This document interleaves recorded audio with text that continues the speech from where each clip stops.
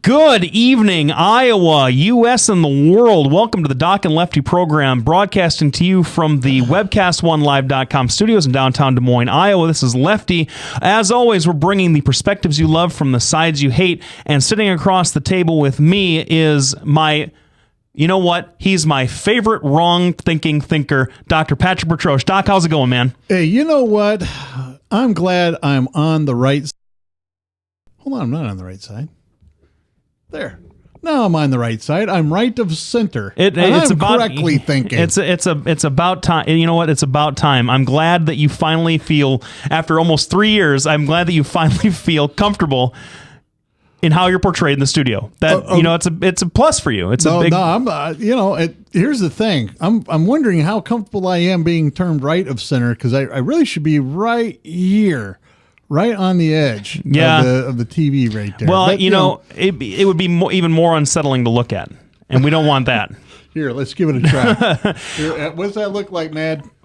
Oh, yeah, there you go. Well, anyway, Doc, we got I got my glasses. Got new glasses. Oh, I love it. So are these? Do you have to hardly even see them? No, no, that's great. Are you going to be taking? Or have you finally solved the problem of removing them so you can't see when you try and read stuff on screen? Because I know the listeners leave them on, and the watchers love that when you do that. When you're like, well, what is this I'm trying to look at? Well, Doc, we've got a new friend of the show. We designate friend of the show status to returning guests of 2 times or more. My good buddy, previously, if you. And we got a lot of views on it. I know that the sort of the Bill Maher, Sam Harris, Ben Affleck conversation that our guest Christian Beck, president of the Iowa State Atheists and Agnostics organization, I can't remember, league, club, society. I had it all except the organizing principle. It's a social group, not a league. That would be dumb. Anyway, the League of Extraordinary Gentlemen, something like that. Yeah, well, that was a dumb movie. No offense to it was a dumb movie. Sean Connery and the other guys in that movie that I really liked. But no, so we have Christian back, which is great because I reached out to him a little bit. Pull back the curtain. We like to sort of just do this off the top of the head, but when we do a weekly show, sometimes, depending on when the biggest stories happen, we don't get to them until the very next Tuesday. And last week, not only could it have been the worst possible thing to happen in France at that particular day, but as far as us kind of digesting it that's why the long lag time. Of course, I'm talking about the attack on the French satirical newspaper Charlie Hebdo in Paris last Wednesday by a couple of brothers, and it looks like now one of their girlfriends or wives, I think, has emerged as another part of this plot. Killed about 12 people, 12 members of the editorial staff, and some cartoonists, purporting to be over offense taken to Charlie Hebdo's very admittedly provocative and sometimes inflammatory, offensive cartoon work. I'm sure everybody's been following this. This is kind of like, setting up a story like this, Doc, is kind of like how we used to talk about Syria when we talked about Syria all the time. Yeah. It's everybody knows about it, so I'm not telling you anything that you don't know. But when this happened, and then Doc sent me a message about what we want to talk about for the show, Christian, you were the first person I thought about, because almost predictably anymore, almost formulaically now, we are seeing an attack by a random small group or lone person. We saw it with the Boston bombing last year. We are seeing it again with Charlie Hebdo. We've seen it in numerous areas around the Western world where these lone attackers are trying to take out folks. The guy that ran down those 2 guys that attacked and chopped up those British soldiers last summer. Yep. Horrible things, just terrible things, and don't want to sound flip about it at all. But every time you see this, Christian, it brings up the question of, is Islam a violent religion? Can you characterize it that way? Does it make any sense to characterize it that way? You and I had this conversation a month or so ago about Bill Maher, Ben Affleck, Sam Harris. If you saw that on our show, it was a really good. You get 2 guys that talk about religion, and the hour just kind of flew by. There was much more to talk about. We took the discussion off the air, over the next several days, it felt like, with all the... I can't imagine what kind of joy that brought to everybody listening to two liberals hack it out. Well, but hold on. We can't characterize goodness. Christian as a liberal yet because he and I didn't talk about politics very much that's on true. the last show. And Doc was very excited. I'm just going to say, Christian, I'm sorry. From having done that myself and subjected myself, I'd rather be waterboarded. Oh my! That's a truth. pretty topical statement there from a few weeks ago. No one's even talking about that anymore. That only lasts 40 seconds. The terror report, Ebola, and gas prices that blown right off the page in the last, because that's how the news works anymore. But we had this discussion, and so I wanted to have you on because we're seeing that again. Yep. And we'll dig deep into it. I'm going to take a little different tack here, and I'm going to shut up after this little intro and let my partners here and our by the guests. time we get done with it, it's going to be commercial break. Well, that's the whole point. Do most of the talking because I want to see what you guys have to think about this. I want to talk about specifically: is this more evidence? Is this a different kind of attack? Does this definitively prove that Islam is violent? We should be worried about Islam as a religion and its followers. They have some kind of problem with their ideology. We're also going to talk about what this attack does to the increasingly pan-European debate on anti-immigration, multiculturalism, specifically anti-Islam. You're seeing this prop up in Sweden, which was a surprise. You're seeing it pop up in Germany, which is a surprise. The German government is very concerned about the right-wing demonstrations against that stuff. And folks, I'm using Doc and I. If you're a longtime listener to this show, you have heard Doc and I argue almost to the point of being men. Fists flying about where to characterize some of the what I would characterize as far right wing politics in Europe, and I'm characterizing it the way that the Europeans characterize it. I'm using the language that the BBC uses, and so just so that I don't want to turn anybody off of that discussion by the way that I'm saying things. So things like UKIP in England and the Front National in France are considered by the Europeans to be far right-wing parties, and you're seeing that here in Germany, Sweden, Denmark, passing all kinds of legislation, sort of restricting more and more religious expression around the country. The third thing I want to talk about is President Obama has gotten himself into a little bit of hot water with right-wing media here in this country, surprise, surprise, for not...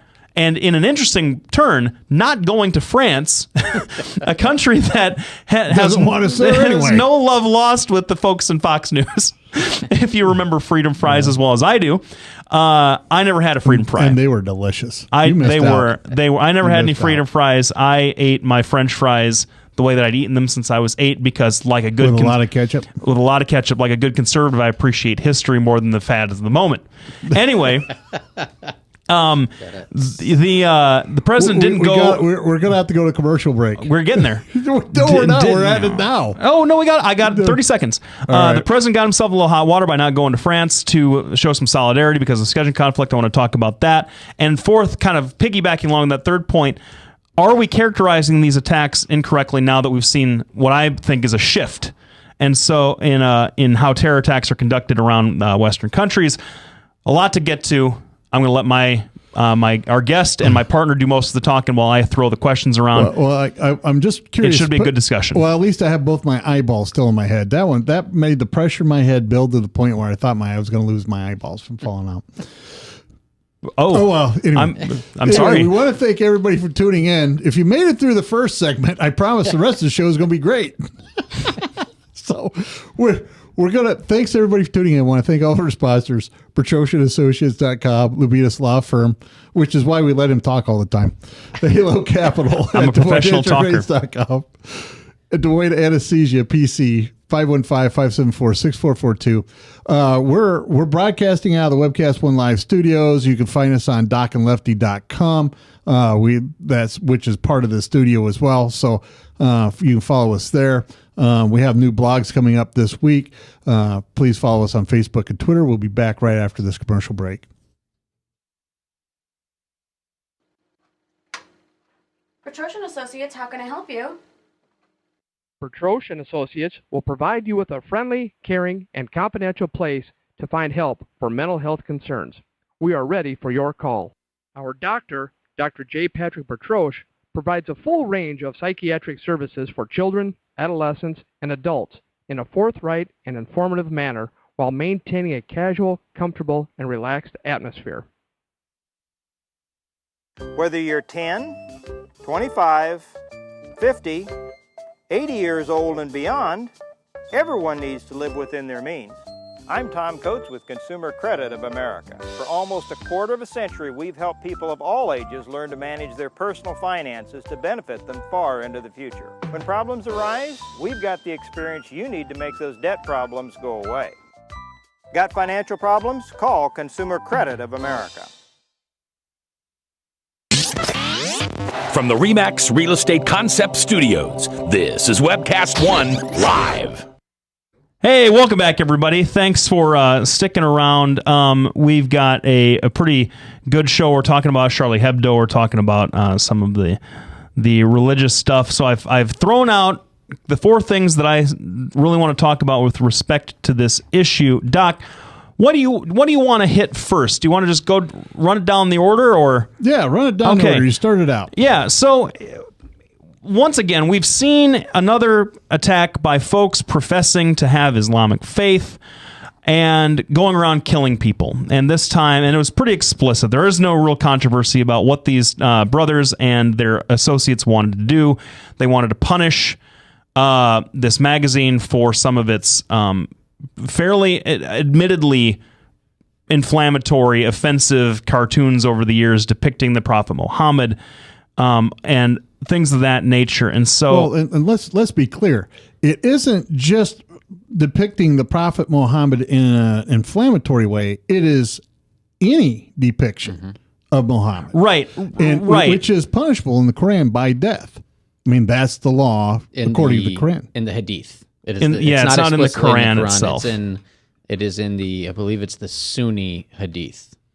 So it's not. Which is it? Is that a Wahhabi school, or is it a common to all of them? Because that's a great jumping off point, because I feel like this conversation of Islam is violent and produces violent things and is a flawed ideology that is inherently just bad for humanity is reductive and is is not necessarily wrong in so much as religion itself is dangerous. Christian, you and I have talked about that, but I want to hear what you guys think about it. So, Doc, Islam, is this more evidence of Islam as being dangerous in and of itself, per se dangerous to society?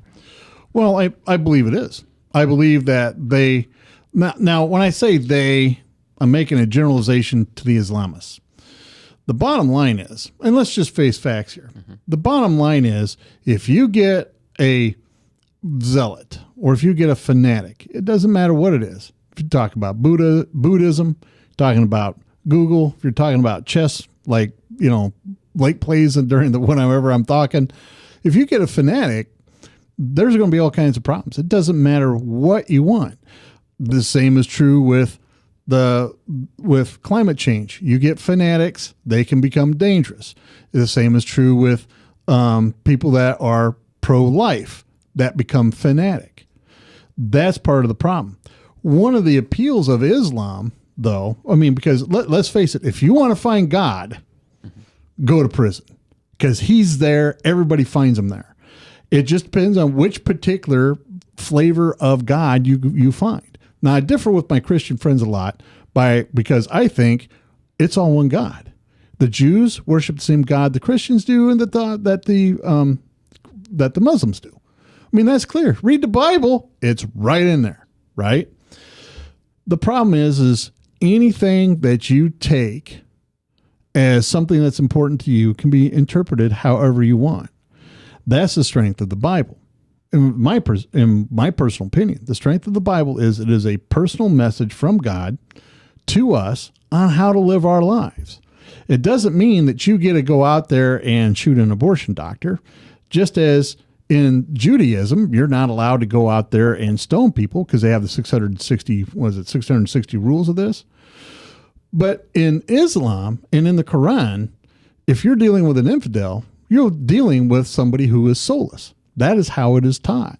Now, I'm in the middle of this book that they use the madrasas over there. I haven't gotten all the way through it. I'm about halfway through.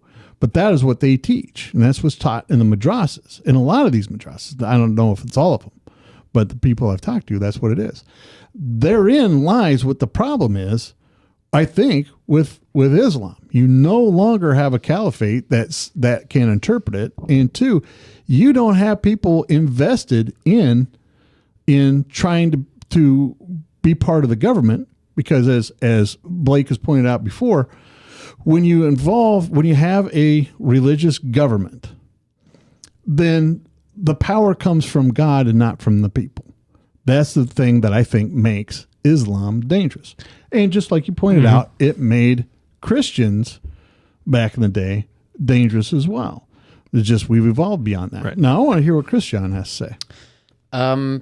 It's interesting because you and me, if you were to chart the positions on this, you and me would have, I think, fairly similar opinions on the outcome, although different paths to get there. But at the same time, I've said the same thing to Blake, so maybe what I'm saying is completely meaningless. But I would take issue with a couple things that you said. One being the distinction that you draw between the Bible and the Quran. The idea that the Bible is a direct revelation from God in a way that the Quran is not, I don't think that holds up to scrutiny. The Old Testament specifically is very much admittedly coming secondhand, God talking to somebody who passes it down, oftentimes very much in the same manner that Muhammad was supposedly revealed via Allah, the words of the Quran. When you get to the New Testament, that changes somewhat. When you get to the New Testament, you've got Jesus, who in one of the Gospels does outright say that he is God, and that's in the Gospel of John. That is referenced, but I don't think that that's a fair distinction to draw, because I think there's a lot of issues. There's a lot of issues in play here. I don't think that's one of them. I think people draw violent intentions just as much, historically, much more so. There's a lot more violence drawn from the Bible than there has been from the Quran. The Quran, interestingly, one of the things that I've been doing recently is really trying to increase my knowledge of Islam and the Quran. I have found it in conversation with people to be lacking in a way that I thought was unfair for me to be really throwing in my 2 cents in the conversation. So I've really tried to increase my knowledge in that regard. I hear often that people say that the Quran deals largely with self-defense, which is in some cases true and in some cases not. I hear often people with the Bible saying that it's largely in a historical context where it's not a direction to go out and do evil against the heathens or the evildoers, but that the Old Testament especially is spoken of in historical context that's more difficult to draw direct instruction from God to go out and continue to do these activities. People say that, well, that's something that God commanded of the Israelites to destroy the Amalekites, but that doesn't transfer over. I think that's a disingenuous argument, because I don't think it's a leap to say, well, if God commanded this one time for behavior X, that if behavior X persists again, that's something that we should do, that's justified by the Bible. So I think what bothers me about this, and it's something that Blake hinted at, is that there is this knee-jerk reaction these days that essentially completely misses the point, and that is you see people on both sides of the political spectrum and from every religious doctrine jumping in to try and score their points when something like this happens. Yeah. No, we want to thank Chris John Beck, right? That's your last name? Yes. For joining us today. He is president of the Atheist Society up at ISU, and Atheist and Agnostic. Mm-hmm. We want to thank him for joining us. We're going to be back right after the break. That's right. Blake, That's would right. you please fill us in on what we're going to be talking about in the next segment. The next segment, and we certainly do want to thank Christian for being here. The next segment, we're going to be talking about what this attack does for the debate about anti-immigration, multiculturalism, anti-Islam, Europe-wide. It's bad in France, it's bad other places, and I'm interested to hear what you guys think about that. All right. Thanks, everybody, for tuning in. We'll be back right after this break. Hey, psst. Let me let you in on a little secret. You ready? Always try to do business with people, not places. Especially if you seek honest Christian business people. And when it comes to my car, I really need to trust who's working on it. Now, my family is so blessed. A few years ago, we found a family-owned automobile repair shop that operates as a Christian business also. Open, honest, reliable, trustworthy. It's AMCO on Hickman Road in front of Kmart. And it's a family-owned Christian operating business. This family treats your car as if it was their car. Everything from oil changes to transmission repair and everything in between. So the next time you feel the need to be at peace with your choice of who you can trust with your car, give AMCO on Hickman a chance to serve you. And tell them Max sent you. From the RE/MAX Real Estate Concept Studios, this is Webcast One Live. Hey, welcome back, everybody. Thanks for tuning in. We're here with if you just joining us, we're here with our guest friend of the show, Christian Beck, the president of the Iowa State Atheist and Agnostic Society. Doc is in the studio, living large and in charge as always. I am Lefty, stirring the pot today, kind of being the ringmaster while you two kind of do your thing, because you do your thing so well. The next topic I want to talk about, and I want to get your guys' takes on in the next few minutes here until the first half hour is burnt up, is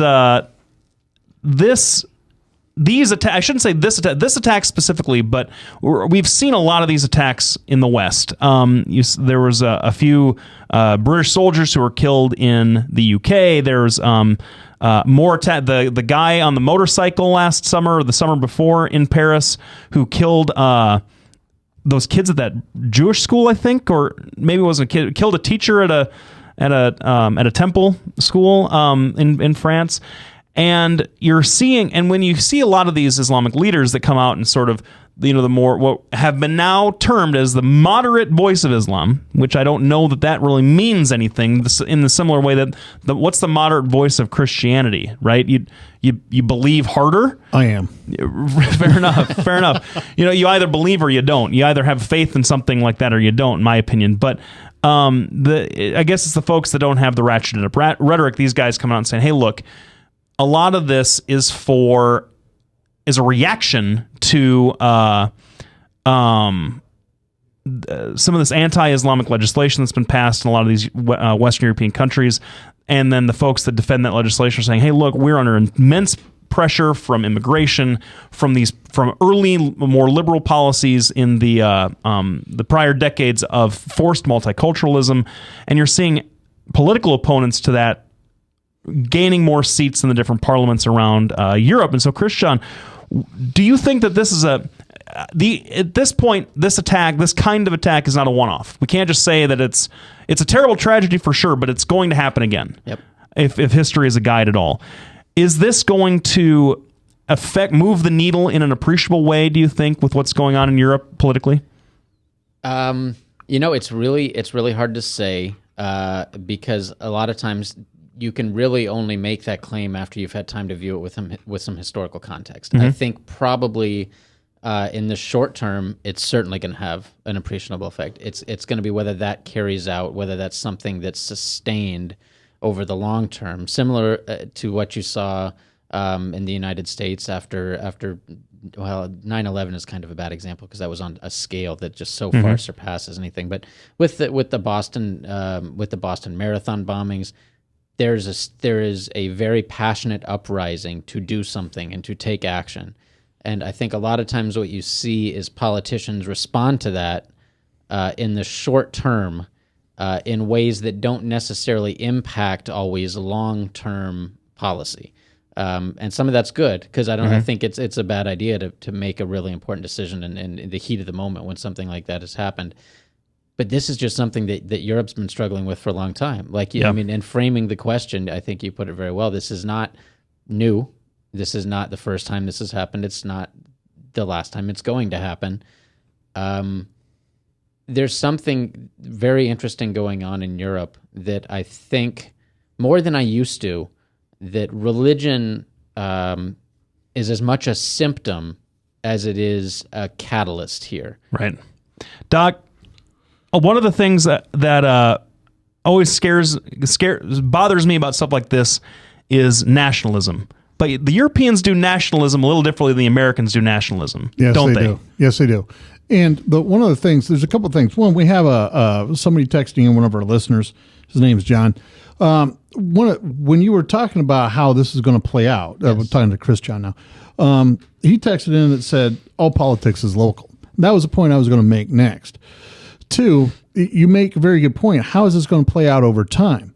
Well, one of the things that happened, as we all remember, Spain suffered a terrorist attack, and that changed at the right time, changed their entire government. The London bombings too had a big. Yes. And I can't believe I forgot about the London bombings, because that was a big deal. Yep. And the problem is that they had a different effect, but the end result was these nationalist parties seized upon that. With the London bombings, you had the right wing immediately seize on that and start driving the discussion. In Spain, it was a little bit different. Everybody went out and went, we're going to vote for the people for appeasement. And because they voted for appeasement, that drove temporarily the conversation towards the left. And then there was this giant rise of nationalism driving it back to the right. And the part of the problem is, and this is being an historical buff, this is part of the problem I see. What is going on in Europe now is very similar to what was going on before World War I in Europe. There was a different set of players, but they had this rise of a lot of nationalist parties. Yeah. Go ahead. Part of the problem is they were dealing with terrorism as well. And at what point is a terrorist attack going to precipitate an event like the death of the prince in World War I? It's a little different. And so from my perspective, I think that, because they always talk about out on the internet, a hive mind kind of thing, and you can predict what's going on. I don't think that there is a direct main plotter talking about how they're going to take down the West, but I think it's a group think that they are slowly moving towards that. Just like this person that assassinated Prince Ferdinand, he probably didn't have any idea that he was going to set off that chain of events. He was just angry. He was going to do what he could. He was wanting to topple the monarchy. So he shot this person.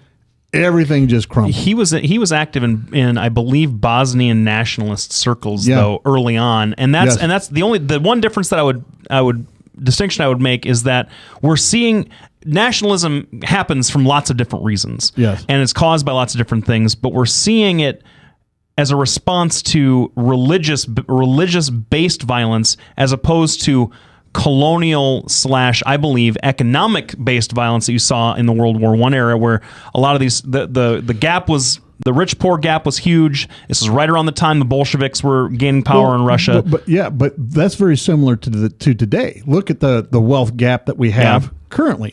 If you look at the people, because we're a much larger arena now. Yep.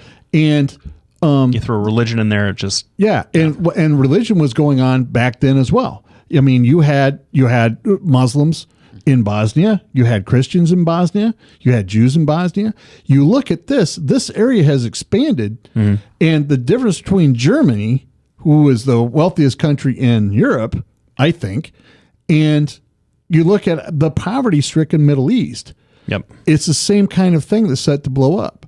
Now we're going to come to the end of this segment. Do you want to continue on this discussion, or do you want to go to the next one? I think that we could probably mine any of these, and unfortunately for the listeners, I hope that you take some time. I'll be writing about this next week. I hope you take some time to follow what Doc and I are doing on this, and if Christian has a really great blog, I think Ask an Atheist, I believe is what it's called, and he's been doing some work about these sorts of things recently. So if you want to keep thinking about this and looking into it, please do so, but we just don't have the time, so we're going to move on to the next thing. All right, what's the next thing we're moving next on thing to? I want to talk about basically...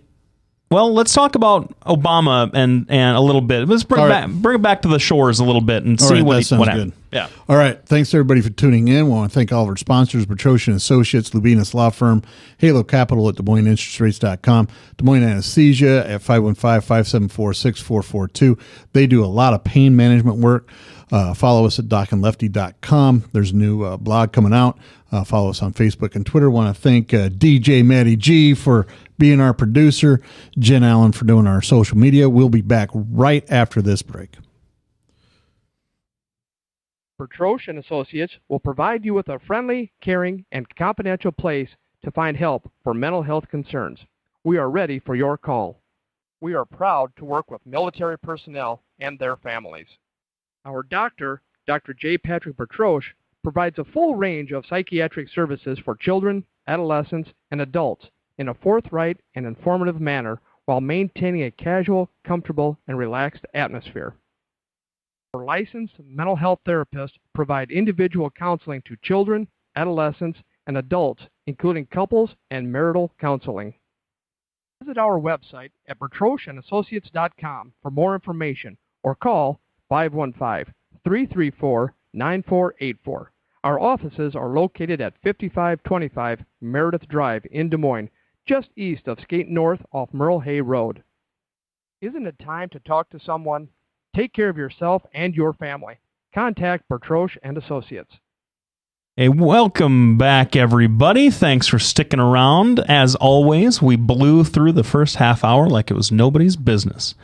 And we're talking a little bit. We're talking about the attacks in France, the wider implications. Certainly, I know that Doc, you've got a lot of friends in Europe. You got a lot. You've traveled extensively in Paris, in that whole area.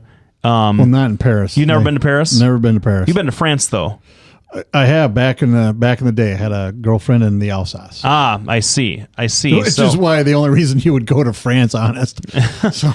But you're the world traveler in this group, and so I know how difficult these kinds of things are to hear about, especially for somebody who likes to look beyond the shores. Now, looking back towards the shores a little bit, our president, Barack Obama, in case you didn't remember his name, got himself into a little bit of, and I saw, the reason I'm even bringing this up, I saw this on one of my friends' Facebook feeds, criticizing the president for not being with the other leaders, the other national leaders in France for the Day of Solidarity. I think it was over the weekend. Yeah. And I think Eric Holder was there, but no, Eric Holder wasn't. He wasn't. I thought he was. I thought he was there. In France, but Obama couldn't make it. Kerry couldn't make it, and nobody could make it.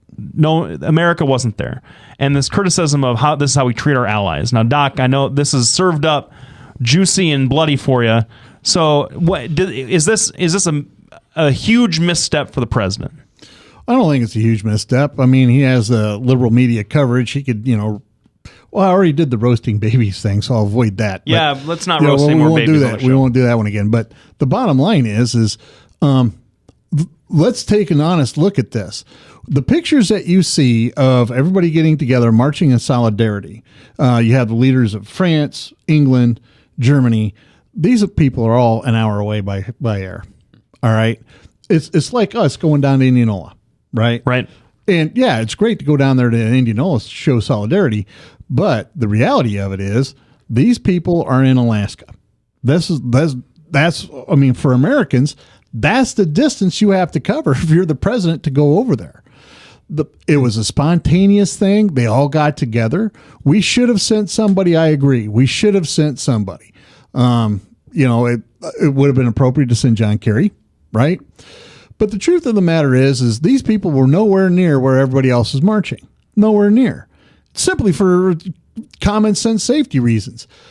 If you get every head of state in the Western world all together, that makes a very tempting target. And the White House did put out a presser about the security concerns for the president being in that group. Oh, yeah, and absolutely. So I don't think, the bottom line is, it was logistically, it's a lot easier for the Europeans to get around to each other's capitals than it is us.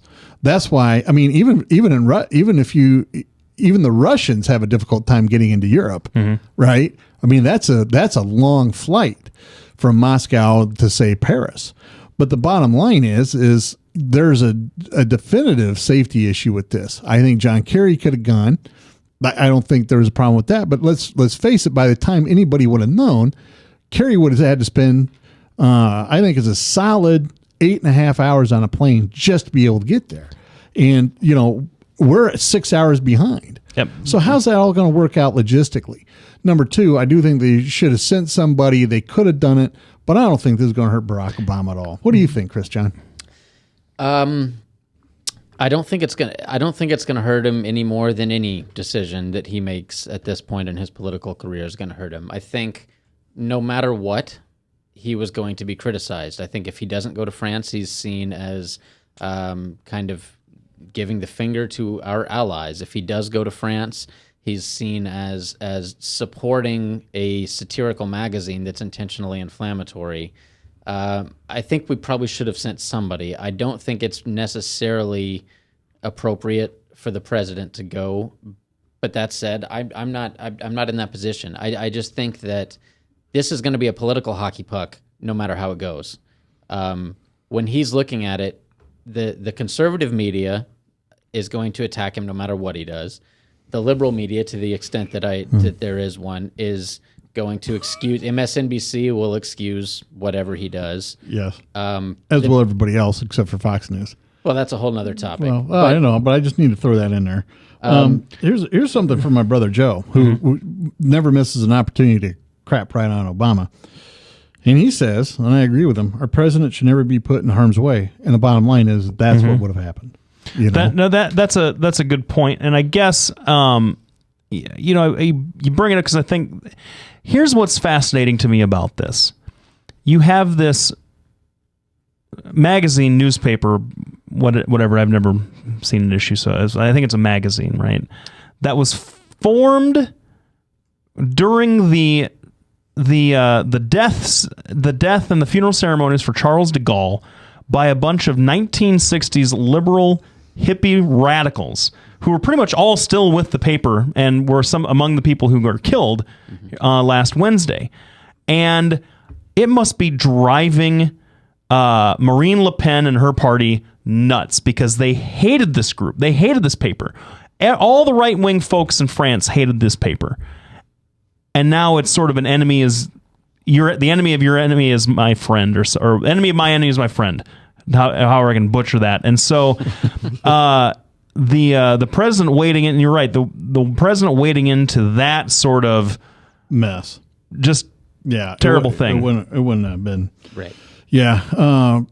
We're going to be back right after this break. We want to thank everybody for tuning in and listening to us tonight. We have a special guest, friend of the show, Chris John Beck, who is who is the president, right? Yep. Of the Iowa Atheist and Agnostic Society, and he's in here throwing his 2 cents worth in, which is a cent and a half more than either one of us are worth combined. So anyway, thanks to everybody for tuning in. We'll be back right after this break. From the RE/MAX Real Estate Concept Studios, this is Webcast One Live.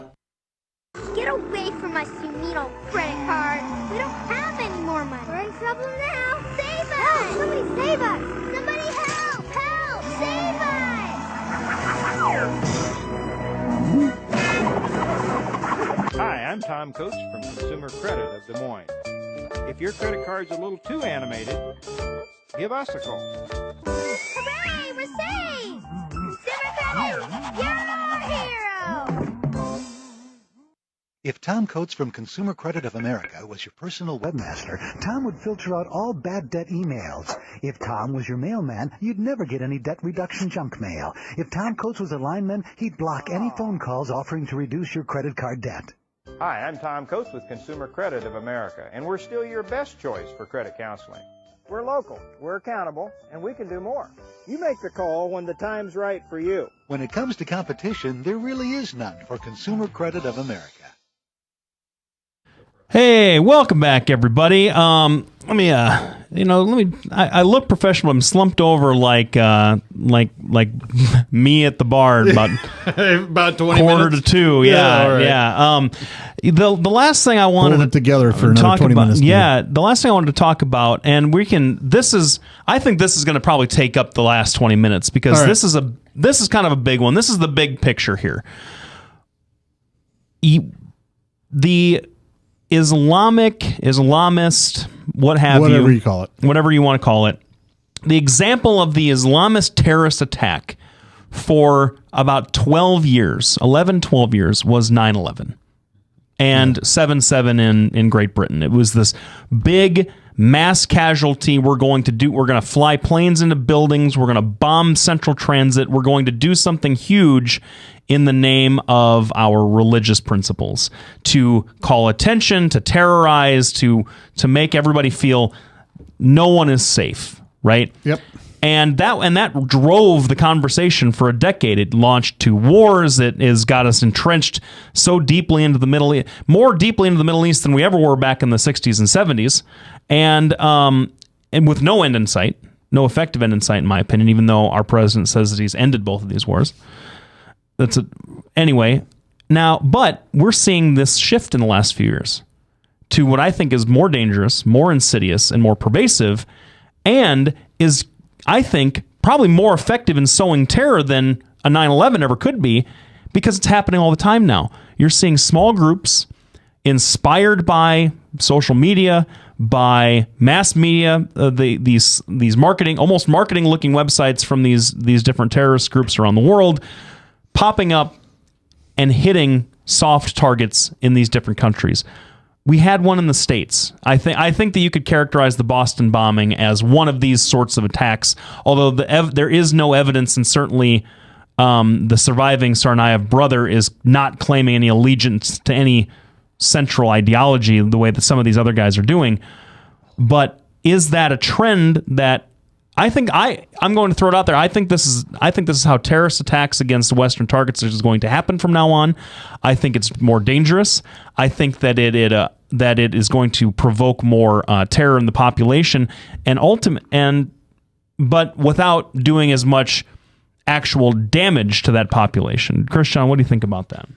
I think you're right. That's not to say that I disqualify something on the scale of 9/11 from ever happening again, but I think 9/11 really woke the U.S. up. Not that we weren't aware beforehand, but it really woke the United States up to what some of these groups were capable of if left to their own devices.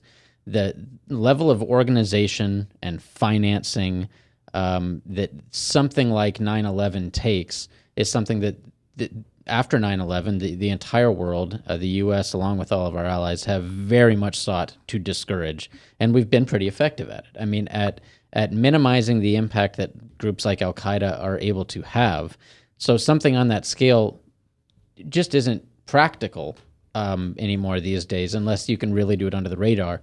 The attacks like you're talking about, these kind of lone wolf, fly under the radar and do something like we saw with Charlie Hebdo or with the Boston things, are a lot more pragmatic. You can pull it off. You can evade security for a lot longer. You can go undetected, and it does. I think you're right. I think it does make it. It makes it even scarier because something on the scale of 9/11 happens so rarely. But with some of these other ones, it actually inspires terror, which arguably is the point. Well, the thing is the old guy is going to weigh in on this. You guys weren't around with the wave of terror in the 60s, 70s, and early 80s. You had these groups, the Islamist groups, still throwing bombs, still attacking airports. There's an airport in Italy that was attacked where this one gal that had written to Gorbachev, she was flying to meet him in Moscow, got shot in this Italian airport. They would kidnap and blow up planes in the 72 Munich. This is here's the difference between terror before 9/11 and terror after 9/11. And the difference is they hit America. That's the only difference. And the bottom line is we finally woke up to it. This is something that the Europeans been dealing with since at least the 60s. Way back when, we've talked about this, privately too. Back in the 30s, 40s, and 50s, there was a lot of terrorism between the Jews who wanted their own Palestinian or their own state and the Muslims that lived there. And the Jews utilized these very same tactics. The Muslims responded in kind. You're right. It drove our debate. And we were talking about this with the terror show that we had. The bottom line is we didn't pay attention to the Middle East. I blame Clinton, but you can blame a whole list of things that could have gone on. We didn't have the intelligence. That's what happened. And so for the next decade, we went, well, we're going to wipe it out. Well, the bottom line is you can't wipe out terrorism. If you could do that, another abortion doctors never get shot. The Boston bombing wouldn't have happened. And the bottom line is it hasn't changed. From the time I was a kid, these attacks haven't changed. They were just able to get us one time. And yet our entire policy and trillions of dollars have been spent in fighting wars against terrorism. Now, and hold on, it changed the policy because remember the Clinton administration was castigated by the right around 9/11 for basically being an appeasing police presence in the Middle East. We can't be police. We have to be a military. We have to have a military solution to this stuff because that's the only way you're going to get the masterminds here that hit us.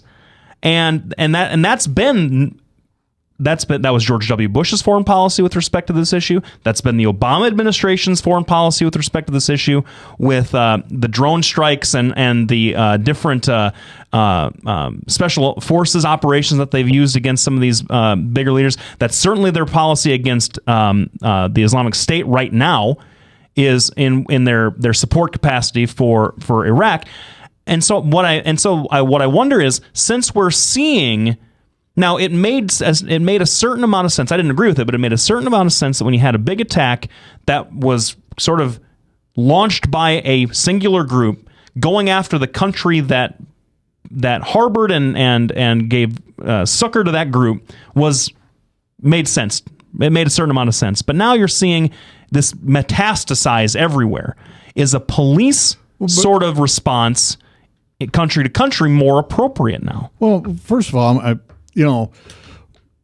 I take issue with the fact that it's metastasizing. The fact of the matter is, and the point that I was trying to make before, it's always been there. It's always been there. It hasn't left.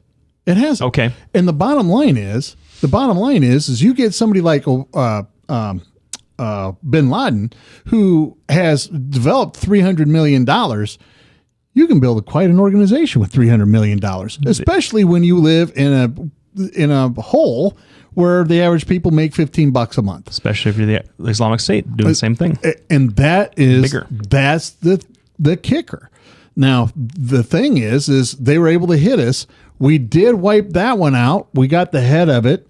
But the problem is they're still all there. You can't stop individual crazies. That's the problem. And when you get a bunch of crazies banding together, it's going to create even more problems.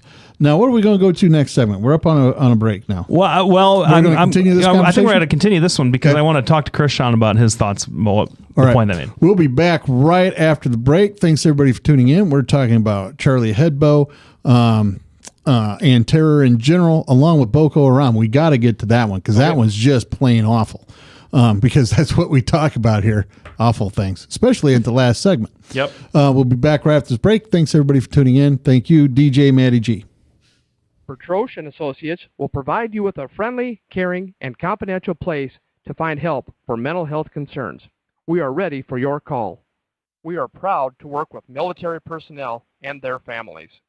Our doctor, Dr. J. Patrick Bertroche, provides a full range of psychiatric services for children, adolescents, and adults in a forthright and informative manner while maintaining a casual, comfortable, and relaxed atmosphere. Our licensed mental health therapists provide individual counseling to children, adolescents, and adults, including couples and marital counseling.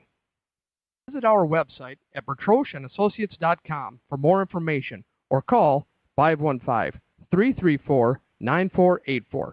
Our offices are located at 5525 Meredith Drive in Des Moines, just east of Skate North off Merle Hay Road. Isn't it time to talk to someone? Take care of yourself and your family.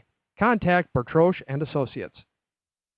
Hey, welcome back, everybody. Thanks for sticking around to the last segment. I want to put a bow on the last segment and have Christian kind of wrap up the last little bit we were talking about. Do we need to see a policy change? Do we need to see some kind of shift in how we address this issue of these smaller acts of terrorism? Or is it even responsible to continue to call it terrorism? To me, and I'm just throwing this out there, I don't know if I have an opinion on this, is terrorism just attacks with ideology? Because I think all attacks have some kind of ideology behind them. Or is it more appropriate to call terrorism the big things and these small things just jerks with weapons? I think that's a very good point. I think it's interesting when you talk about things like hate crimes or terrorism, what you're really delving into is intent. And it's very hard to establish that. I mean, when somebody drives off yelling, "We avenge the prophet," it's a little easier to establish what their intent was. Well, talk to the Polk County Attorney's Office. They establish intent every single day, apparently. Absolutely. Well, let me real quick do the definition of terrorism, and this is out of the FBI website. Yeah. International terrorism, which is what we're dealing with Boko Haram and Charlie Hebdo, right? Means activities with the following three characteristics: involve violent acts or acts dangerous to human life that violate federal or state law, appear to be intended to, 1, intimidate or coerce the civilian population, which this was, to influence the policy of a government by intimidation or coercion, which may have been, and 3, to affect the conduct of a government by mass destruction, assassination, or kidnapping. And, this is the third one, occur primarily outside the territorial jurisdiction of the U.S. or transcend national boundaries in terms of the means by which they are accomplished. Well, that's the international side of it. Yes. The domestic is involve acts dangerous, appear intended, right? The first two are identical. The last one is occur primarily within the territorial jurisdiction of the U.S. So just to help the listeners and, to define the debate a little bit.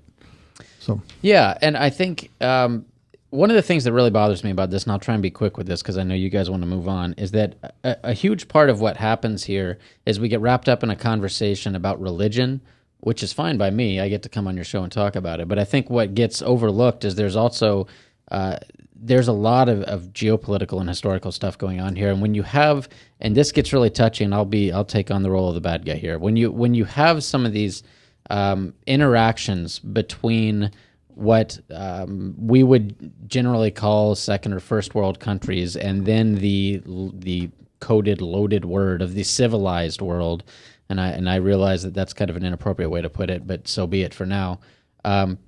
Some of this is just what's going to result, and the problem is we have trouble talking about it. We don't know what to call it, we don't know how to characterize it, and we don't know how to address it because we don't talk about it in an intellectually honest way very often. We certainly don't do it in public settings, on Fox News or on MSNBC or in the media in general, or on the Senate floor for that matter. This doesn't get talked about in an intellectually honest way. People are unwilling to say there is a problem with Islam right now, regardless of whether it's Islamists, whether it's Islam as a religion. There is an undeniable problem that currently Islam is the most threatening of the major world religions. And until we figure out a way to talk about that that's both politically acceptable to everybody who's engaged in the conversation, but also honest, it's going to be very hard to really hash out any of this in a meaningful way, as opposed to just tossing out platitudes. Speaking of difficult to hash out, Boko Haram did some stuff. Doc, why don't you talk about it? Yeah, this is awful. This is a terrorist organization. They have a goal of of making sure that they develop their own caliphate type of society there. And the latest attacks, they've been kidnapping girls. That's been awful. They have done it more than once.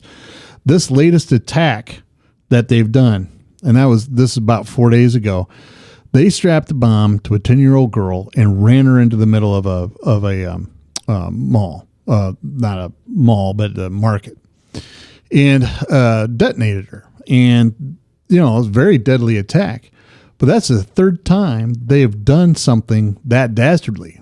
They suspect they've done it at other times. They just haven't been able to find enough of the bomber to left over.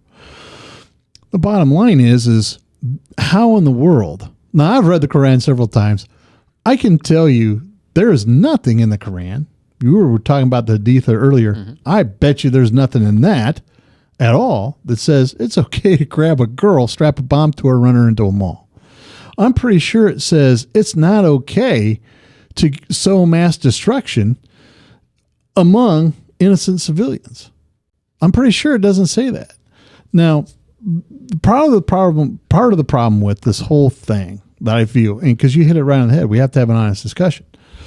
The honest discussion is, how do Muslims view those who are not Muslim?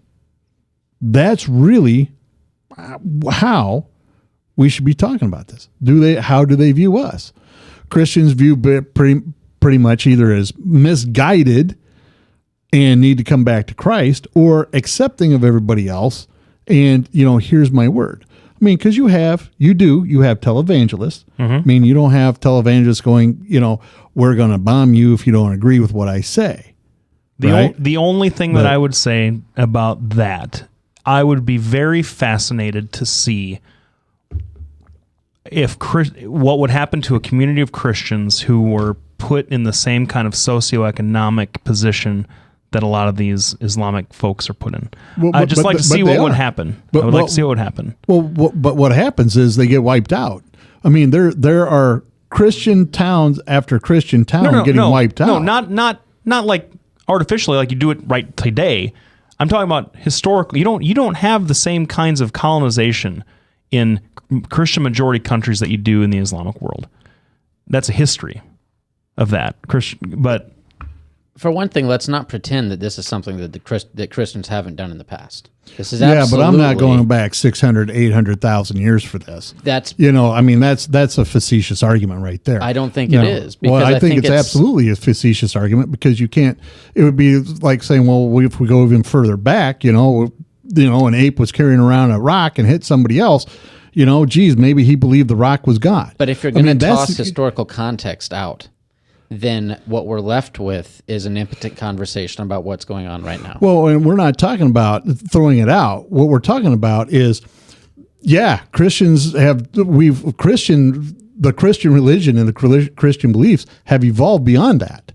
That's what we're talking about. So if you want to put it in historical context, what we really need to be talking about is how come Islam has become so violent, and what makes them think that it's okay to do these horrific things when nobody in the Christian community would say it's okay to do these things. Nobody would. When we start talking about abortion doctors getting shot, you didn't have people getting up there going, hey, let's go out and shoot some more. You had people going, this isn't what the right to life argument is about. You have a lot of people that supported that, though. I agree with... Not a lot. I mean, it's not a lot of people that supported that. No Christians I knew supported that. Well, nobody I knew supported that. Because you hang around with decent people. But it's also not an overwhelming majority of the Muslim world that thinks that what happened at Charlie Hebdo, it was totally appropriate either. And that is absolutely correct. And like I said, we're guiding our conversation towards the Islamists. One thing I want to say real quick, and I want to say this. Tajikistan's imam got up there and said, this is not what Islam is about, and the attack on Charlie Hebdo is terrible. And I want to say bravo to you, my man. Bravo to you. That, I think, is what Islam needs more of. And I think, didn't I bring up Tajikistan in my blog post about the I can't remember if it was them. No, it was Azerbaijan. Never mind. Never mind. Well, we want to thank everybody for tuning in tonight. We have to shut this conversation off because I think You know, I like this Chris John guy. I know, right? Even though he's not a right-way thinker, but I keep bringing you folks, Chris John and Phaedra keep bringing you folks that are going to replace me. So just keep in mind. I can't do that. I like you. You have to change the whole name of the show. I mean, like, holy cow. So anyway, I want to thank Chris John Beck. He's president of the Iowa Atheist and Agnostic Society in Ames. Thanks, everybody, for tuning in. You playing anywhere this week? I am. I'll be at Saints West Des Moines on the 50th Street. There are now 2 Saints West Des Moines, but I'll be at the 50th Street West Des Moines Saints from 9 to midnight this Friday. All right. Thanks, everybody, for tuning in. We'll be back next week. We may even tackle the gas tax because there's a lot of heat brilling up on that. We're going to pass it is the thing. That's what's going to happen. You think so here in Iowa? Your governor loves it. Your Republican legislature loves it. It's going to happen. There's no gas way is cheap. It's going to happen. Yeah, well, we'll talk about that next week because I'm already mad about it. Thanks, everybody, for coming in or for tuning in. You can come in, too. We'll be back next week. Hi, I'm Representative Tom Shaw, and I love these guys. Both of them. Love these guys. Get over here. Get over here. Love both of them.